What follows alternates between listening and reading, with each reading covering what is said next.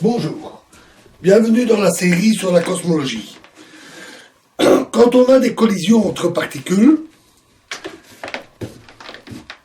si l'énergie est suffisante, on a alors des créations de particules qui se produisent, et en particulier des particules et des antiparticules. Disons une particule de masse m et une antiparticule également de masse m. Si l'énergie est insuffisante, les deux particules ici vont créer d'autres particules plus légères ou simplement se diffuser, rebondir l'une sur l'autre. Puisque les particules créées sont de masse m, il faut que l'énergie totale disponible, c'est-à-dire en fonction de la masse de ces particules et de leur énergie, il faut qu'il y ait une énergie disponible qui soit égale au moins à 2 fois mc carré, avec des vitesses très élevées correspondantes. On sait aussi qu'à une température donnée, l'énergie cinétique des particules est égale à kT fois un petit nombre, à constante de Boltzmann fois la température. Ce qui veut dire que la vitesse, donc l'énergie disponible, sera suffisante si la température est suffisante.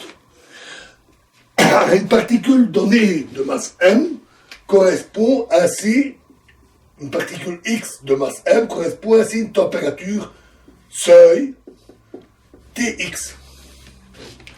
En dessous de cette température, l'énergie, la vitesse des particules qui se heurtent est insuffisante pour créer la particule et l'antiparticule.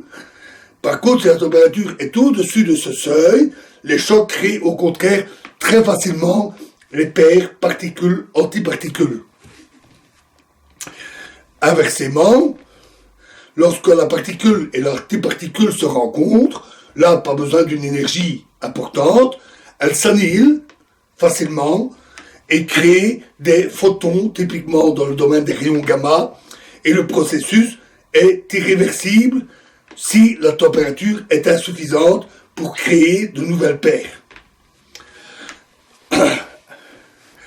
Ainsi, quand la température diminue, avec l'expansion, les premières particules à subir cet effet de seuil sont les plus lourdes, les plus massives, c'est-à-dire les quarks T et B.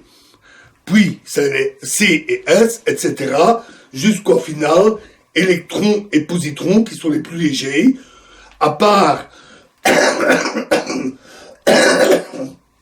neutrinos et antineutrinos, mais eux, leur interaction est tellement faible qu'ils échappent à cette hécatombe et se propagent sans s'annihiler parce qu'ils interagissent quasiment pas ensemble.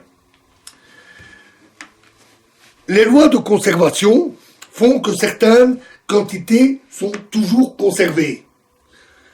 Un exemple, c'est l'énergie, bien sûr. L'énergie totale est toujours conservée. De même, la charge électrique est toujours conservée. La charge totale, électrique totale, est toujours inchangée. Et lors de création et d'annihilation de particules et d'antiparticules, cela ne peut se faire que par paires, particules-antiparticules, à cause de ces lois de conservation. Par exemple, pour la charge électrique et d'autres lois, si on a un électron qui est créé de charge négative, il faut qu'il y ait un positron de charge positive, la charge restant 0, et après annihilation, transformation en rayon gamma de charge électrique 0. Ce qui veut dire que le nombre de particules créées dans ces collisions est identique au nombre d'antiparticules créées dans ces collisions. La différence ne pouvant venir que des particules initiales. Mais quelle est cette répartition initiale à l'origine de l'univers? Nous n'avons pas les lois ou les informations qui nous diraient comment l'univers est apparu. Toutefois, on sait qu'il y a une symétrie entre matière et antimatière, même charge opposée, même masse, d'autres grandeurs comme le moment cinétique, etc. sont exactement opposées. Il y a vraiment une symétrie, donc il est logique de postuler que la quantité est égale entre matière et antimatière. Mais là, on a un problème. Parce qu'à fur et à mesure que l'univers est en expansion, la température baisse, on a annihilation matière-antimatière, sans possibilité de recréer de nouvelles particules. Et donc, au bout du compte, il ne reste plus rien, à part des photons et des neutrinos. Toute matière et antimatière s'annihilent. Or, ce n'est pas vrai. Il y a des planètes, des étoiles, nous sommes là, nous sommes faits de matière, donc il est resté un résidu de matière. On verra un peu plus loin que la différence de quantité initiale entre matière et antimatière est infime, minuscule. Et ça provoque un certain malaise. Parce que si la quantité matière-antimatière résulte d'une loi comme la symétrie, alors elles doivent être en quantité égale, pas un petit peu différente. Et si cette répartition est due au hasard, alors on devra avoir des quantités très différentes. Et donc le fait qu'il y ait une différence mais minuscule est toujours un peu ennuyant. On aimerait bien comprendre pourquoi. Alors, partons de l'hypothèse que les quantités sont identiques au départ, de par cette symétrie matière et antimatière. On a donc eu une série d'idées. Une idée, c'est de dire ce n'est pas homogène au départ. Il y a des petites zones avec de la matière, d'autres avec de l'antimatière. Avec plus de matière, plus d'antimatière. Et après l'inflation, nous nous retrouvons, nous, dans une zone où il y a plus de matière. Notons que cette zone de matière doit englober tout l'univers observable. Si une autre zone a donné de l'antimatière, ça doit être très loin, au-delà de l'univers observable. Pourquoi? Parce que, supposons qu'il y ait une telle zone dans notre univers observable, une zone qu'on pourrait voir. Dans ce cas-là, on ne pourrait pas la distinguer comme ça directement, parce que toutes leurs propriétés électromagnétiques et gravitationnelles de l'antimatière sont les mêmes que celles de la matière. Elles se comportent donc de la même manière, donnent les mêmes spectres pour les atomes, etc. Et donc, visuellement, avec deux instruments, on ne verrait pas de différence. Oui, mais, d'une part, il y a les rayons cosmiques. Les rayons cosmiques sont des particules, une partie vient du Soleil, mais une partie vient de l'espace profond. C'est des particules qui peuvent avoir parcouru des millions et des millions d'années-lumière, ou des milliards. Or, dans les rayons cosmiques, on ne trouve quasiment que de la matière. Quelques rares particules d'antimatière. Quasiment que de la matière. Si des rayons cosmiques venaient de ces zones, ils devraient contenir de l'antimatière. Ce n'est pas le cas. Ensuite, il y a une zone de contact. Entre une zone de matière et une zone d'antimatière, il y a forcément une zone de contact. Ce n'est jamais totalement vide. L'espace n'est jamais totalement vide, même si la densité peut être parfois très faible, c'est jamais totalement vide. Et même si c'était le cas, les gaz, les particules étant en mouvement, cette zone-là ne resterait pas très longtemps vide. Or, il y a annihilation matière et antimatière. Et l'annihilation produit des rayonnements gamma très énergétiques et très caractéristiques, à des énergies très précises. Et on n'observe pas de tels rayonnements. Il n'y a pas de zone dans l'univers où on verrait une telle zone de contact émettant des rayons gamma. On observe bien de tels rayons gamma ponctuellement, de petites sources, des phénomènes très énergétiques comme les trous noirs ou des fusions d'étoiles à neutrons, deux étoiles à neutrons qui se percutent et qui fusionnent en une plus grosse étoile ou un trou noir, pour donner un trou noir.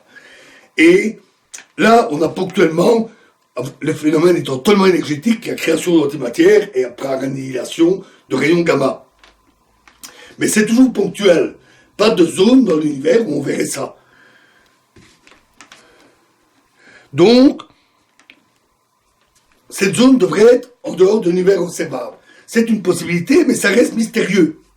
D'abord, on n'a pas d'explication qui dirait pourquoi la répartition matière-antimatière serait si inhomogène. On parle là de masse énorme. La zone initiale, qui a grandi par inflation donné notre univers observable, avait la masse de l'univers observable. Il s'agit de la masse de tout l'univers observable que nous voyons. C'est des milliards de milliards de milliards de tonnes. C'est colossal. Ça fait de sacrées hétérogénéités. De plus, alors que les fluctuations dans le rayonnement fossile, par exemple, c'est de l'ordre du millième. De plus, on s'attendrait, si c'est hétérogène, à avoir des mélanges variés. On n'est pas dans un 50-50 qui ne donne plus rien après annihilation, mais on pourrait être dans un 90%, 10%, ou dans un 95%, 5%. Mais non, l'écart est infime, on le verra. Infime. Et donc même là, ça reste mystérieux. Alors on a aussi spéculé, en parlant de gravité répulsive. Dans ce cas-là, les zones de matière et d'antimatière auraient du mal à entrer en contact, puisqu'elles se repousseraient par la gravité. C'est peu probable, mais c'est en cours de vérification. On aura certainement bientôt la réponse. On a aussi spéculé sur des univers multiples, des univers jumeaux, un univers d'antimatière, un autre univers de matière. Mais tout ça reste spéculé. On n'a aucune preuve, aucune trace, c'est juste l'imagination qui fait son travail. Et parfois un peu d'équation derrière. Alors il reste une possibilité, plus classique, on va dire. Ce serait que la matière et l'antimatière sont peut-être symétriques, mais les interactions entre particules et antiparticules pourraient légèrement favoriser la matière. Est-ce que ça suffit? Alors, Sakharov, un physicien, a posé 3 conditions. Il a dit qu'il faut 3 conditions pour que ça explique la différence matière-antimatière. D'une part, il faut une telle dissymétrie entre les interactions qui favorise légèrement la matière. Or, ça existe. On l'observe avec l'interaction faible et avec les quarks S et B. Et de là, on va pu l'étudier avec les mésons K et B. On a pu observer que les modes de désintégration de ces particules favorisent légèrement la matière. Mais le calcul montre que c'est largement insuffisant. L'effet est beaucoup trop faible pour expliquer la prédominance de la matière. Parce que non seulement ce phénomène est très faible, mais n'oublions pas que le début de l'univers, l'annihilation, c'est des fractions de secondes. En quelques secondes, il n'y avait plus rien. Toutes ces particules, antiparticules, se sont annihilées très très rapidement. Et donc, il faut quelque chose d'assez fort pour provoquer le déséquilibre. Et là, c'est insuffisant. Toutefois, ça reste possible. Ça reste possible, et il y a des études qui sont en cours, par exemple, pour étudier les propriétés des antiatomes. On fabrique maintenant des antiatomes d'hydrogène, et on étudie leurs propriétés. On a mesuré leur spectre, il est identique. Mais les études continuent. On trouvera peut-être des différences. Ensuite, il faut une rupture d'équilibre thermique. Parce qu'en effet, à l'équilibre thermique, comme je l'avais expliqué, on a des proportions bien précises de différentes particules, et y compris des proportions bien précises de matière et antimatière. Ça ne peut pas évoluer. Pour que ça puisse évoluer, il faut qu'il y ait un déséquilibre qui se produit, un déséquilibre thermique. Et à ce moment-là, le mécanisme de dissymétrie matière-antimatière peut commencer à jouer en présence du déséquilibre thermique. Or, on a dit qu'on pouvait montrer que l'équilibre thermique était toujours valide pendant l'expansion. C'est vrai, sauf dans une phase. L'inflation. Pendant l'inflation elle-même, l'expansion est si rapide qu'un équilibre thermique n'a pas le temps de s'établir. Donc, dans cette phase-là, il y a un déséquilibre. Ça pourrait être aussi lié à des mécanismes de changement de phase, liés en particulier aux brisures de symétrie dont j'avais parlé à l'origine de l'inflation, qui pourraient provoquer aussi des déséquilibres. Cela reste encore en partie spéculé. Enfin, il faut qu'on ait une rupture des lois de conservation. En particulier, il y a un nombre qui est appelé nombre baryonique, qui qualifie le nombre de protons moins celui d'antiprotons, ou de neutrons et antineutrons, et il faut qu'il y ait une rupture de cette loi de conservation. Ainsi, on peut avoir une augmentation du nombre de protons et diminution du nombre d'antiprotons, violant cette loi de conservation, avec en parallèle une augmentation du nombre d'électrons et une diminution du nombre de positrons. Ainsi, plus, moins, la charge électrique, elle, peut rester conservée. Et elle est très conservée, parce que s'il y avait le moindre écart, l'interaction électromagnétique étant assez forte et à longue distance, on en verrait des effets énormes. Il y aurait en quelque sorte des claquages à l'échelle de galaxies entières. On n'observe pas ça, évidemment. Donc la charge est très très bien conservée, mais c'est possible qu'il y ait une telle violation du nombre de baryons, nombre baryonique. Ce n'est pas possible avec le modèle standard des particules. Mais ce modèle n'est pas complet, on le sait. Certaines extensions de ce modèle autorisent un tel phénomène. Et donc c'est activement cherché. Alors, on a déjà fait des recherches. On a cherché par exemple à vérifier si le proton n'était pas instable, sur de très très très longues durées. Et jusqu'ici, les résultats sont négatifs. Mais les recherches sont toujours en cours, notamment avec le LHC, et ça reste une possibilité. Donc voilà la situation. On sait qu'il y a un petit écart matière-antimatière, et l'origine est encore assez mystérieuse. La raison de ce déséquilibre est encore assez mystérieuse. Mais le déséquilibre, est-ce qu'il est ? Et on peut le calculer. Alors, on verra ça avec la nucléosynthèse plus tard. Cela impose qu'il y ait, au départ, avant les annihilations finales, 1 milliard de particules, d'antiparticules, pour 1 milliard plus une particule. Donc, l'écart ne doit être que de 1 milliardième. Je vous avais dit un écart infime qui provoque un malaise. Disant, pourquoi petit écart comme ça? Donc, 1 milliard d'antiparticules pour 1 milliard 1 milliard d'antiparticules pour 1 milliard 1 particule. Et après l'annihilation, on a donc 1 milliard de particules et d'antiparticules qui vont s'annihiler. Et donc, au total, il restera une particule plus 2 milliards de photons. Donc, quelques particules qui errent dans une mer de photons, en plus des rayons gamma, très énergétiques. Mais cette petite particule est particulièrement importante parce que cette partie de la matière, c'est cette matière-là qui a formé la matière que nous connaissons. Cette matière, cette petite particule, c'est nous. Voilà, donc nous sommes arrivés au stade où on a eu plein d'annihilations, et il nous reste une petite quantité de particules et beaucoup de photons. Et donc la prochaine étape, que nous verrons dans la prochaine vidéo, c'est la formation des nucléons. Je vous remercie.